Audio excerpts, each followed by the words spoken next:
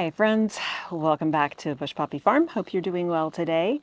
Did a whole bunch of harvesting the other day for a big pickup for an event, and they were thrilled. I ended up getting 5 buckets of flowers from the farm, which was really awesome.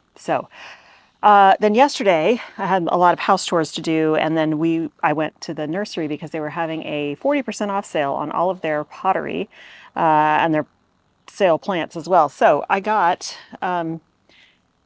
some new pots for up here to replace these, not permanently, but at least for the summer. So these urns, that's okay. These urns are really dark and they work great for the holidays, but it's during the summer, you can't even see them walking up the walk. They just kind of blend into the shadows since this is a pretty deeply shaded area, except for a short time during the day. So I found these, they're called Amalfi style, mostly because they have little lemons on them carved into them, but it's just terracotta, and they were a really good price, plus they were 40% off. So we have a trio on each side, and what I'm going to do is transfer what's in here to the big pot, and then I've got additional plants to put in the medium and the small size. I've got a variety here. I'm not sure exactly how I'm going to do it, but these are my options to work with. So we've got Surefire White Begonias. These guys get 12 to 24 inches high, spread 12 to 18 inches. They get pretty big. So we could do a single in a pot, we'll see. And then we've got Diamond Frost Euphorbia. This I think is 12 to 18 inches high, 10 to 12 inches spread. And it won't really matter in these pots because I'm hoping they'll get nice and dense. Then we have a coleus that we could use. This one's called French Quarter, but I like that it's bright because, again, this area is pretty dark. And so I usually mostly go with foliage plants because not a lot of flowers like to bloom here in the shade. And then we have an Ipomea. This is called Spotlight. It's lime. And of course, Ipomeas spill over the front of containers. So that's the goal for this one, if we want to use that. And then the other option for a spiller is this Campanula. It's called Blue Waterfall. So this guy is specifically a spiller plant or a crawler, and it has pretty blue flowers. Let's see what it says on the spread here. 8 to 10 inches tall, which is pretty tall, and the space is 24 inches wide. So this would be at 8 to 10 inches tall, this would be a good option for the singular pot because I think it will really take over a pot that it's in. So if we choose to go that direction. So what I'm going to do first is get these pots filled with soil. Then we will transplant what we've already got, and then we will look at a mix and try to decide what we want to put in the remaining 2 pots.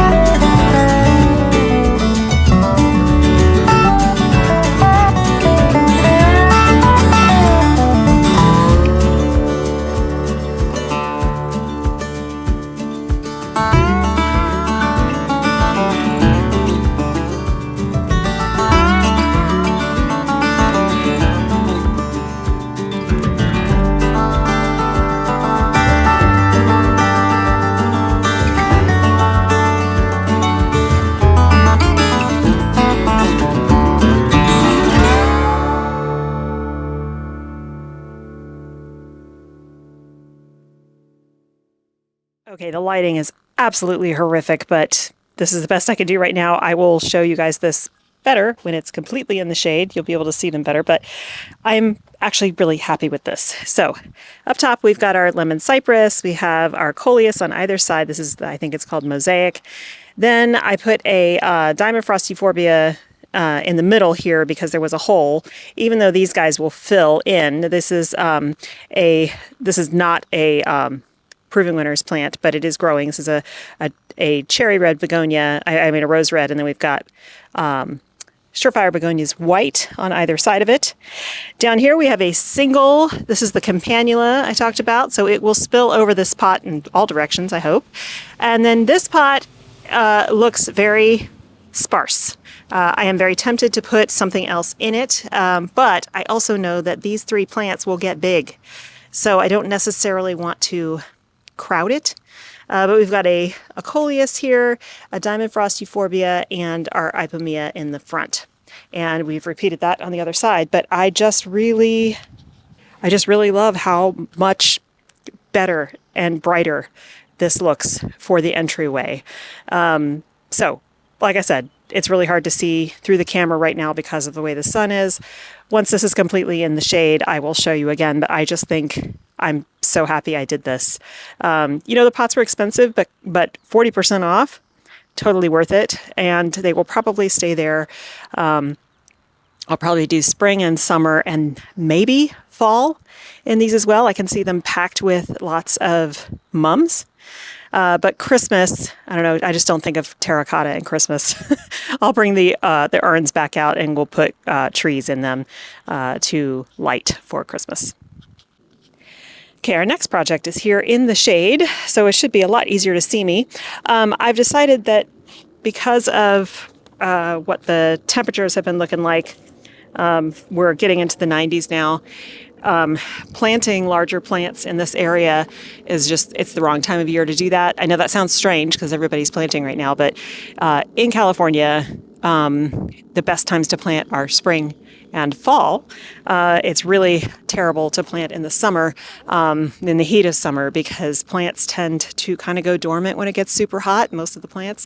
And so what you're doing is you're putting a plant that doesn't have a really established root system into the ground, and it really struggles. They struggle mightily, and you end up losing your investment on that plant. So we are going to plant today, but what we're going to be planting, and this is going to go away, is just the ground cover for this rock wall. I'm going to dig in here. I would like to have that spill over the side. These ground covers, because they're low growing, they tend to do just fine when planted in the heat. And we've got a variety of them here to choose from. Right here, we've got a creeping thyme. I don't know the variety, but I got this variety here called Dune Valley. It also has pink flowers. But the reason I got it is that it, height 5 inches, the spread 12 to 14 inches. And so, and it's hardy through zones 6 through 9. This one had a bigger spread than just the regular creeping thyme. So I've got 2 6-packs of that. And I'm thinking what I'm going to do in each hole is actually put 2 of the plugs, because a single plug, I've noticed, again, with the heat, just kind of dies. But if you've got a bigger root ball in there, it can hold on to more of the moisture and it tends to survive better. And then we have more of that campanula. This one, I believe, is the same variety. It doesn't say, it just says Serbian bellflower. But yeah, this type of campanula has a blue flower. It's creeping. It climbs wonderfully over stone walls and things like that. And finally, we have a creeping Jenny. And the only reason I only have one of them is they were all gone. Now, they had the golden ones, but I don't really like those as much, and especially since I'm going to be doing kind of this is all green along here, I didn't really want to have golden creeping Jenny popping through. I'm going to be kind of random about it, but we'll just go along here, dig some holes, pop these guys in, and then in the next couple of days I'm going to rework the irrigation. The irrigation for the whole property is off right now because we had a screw cap, bust off. It cracked and it blew off of one of our irrigation lines, one of the valve areas. And yesterday I went to 2 different hardware stores, an Ace and an Outdoor Supply, and nobody had that size. Everybody had 3/4 inch, and I need a 1/2 inch. So I had to order those online. They should be here tomorrow. But in the meantime, we can't turn the irrigation on because it just gushes out of there, because that is an old stem. It doesn't have a valve on it, and so it's not like I have a valve I can turn on and off. It just will gush. So I had to hand water the whole property today. So that's what took me so long. That's why I'm only getting to you this afternoon. Okay, so I'm going to go ahead and go through and start popping these guys in. I've got starter fertilizer here. Just put some of that in the hole. Where I'm putting it right now is very, very dry, very dry. So I'll come through here with the hose and like saturate it once we get them planted. But I will move back, I'll use my tools and I'll move back all the mulch and dig behind these stones, get the plugs placed with the fertilizer, and then we will water them in, and hopefully they will start spreading and we can get the front of this kind of shielded. I think it looks so much better when it's not just the lava rock. All right, I'm going to get started.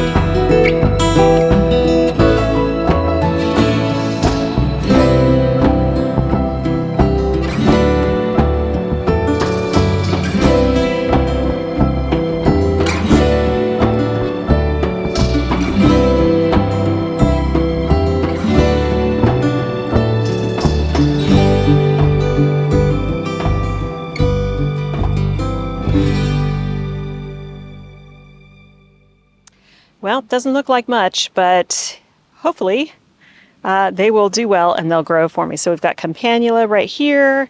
We've got the Creeping Thyme here, Creeping Jenny, more campanula, and then we've got campanula, thyme, creeping Jenny going down there. So I've spaced them all about 8 inches apart.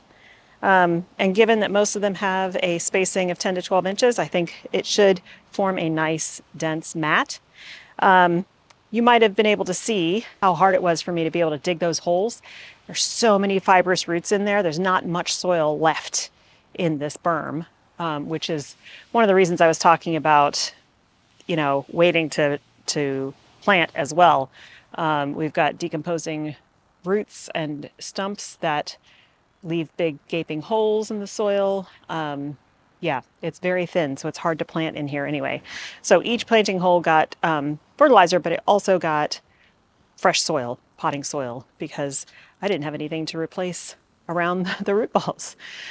So they should do better than if I had just popped them in there and scraped the soil back, or what's left of the soil back around. So this is mostly in the shade now. Let me show you what the containers look like without all that direct blaring sun. They're a little bit easier to see. I just love that they are light colored, they're bright, they show up. So when you're walking down the walk, you can actually see there's something here. Like I said, I'm going to keep an eye on this. If it doesn't look like it's going to fill in much, then I'll get something else to put here. But those 3 plants tend to get pretty big. But yeah, I'm thrilled with this. I'm really happy that I did it. This, I think, looks very pretty. The lemon cypress at some point is going to have to go into the landscape because that gets really tall. So we're going to have to find a good spot for that because it does need sun. Maybe in the cottage garden. I don't know. We'll see. Anyway, that's going to be it for me today, you guys. I hope you have a wonderful time in your garden. Thank you so much for joining me, and we will see you in the next one. Bye.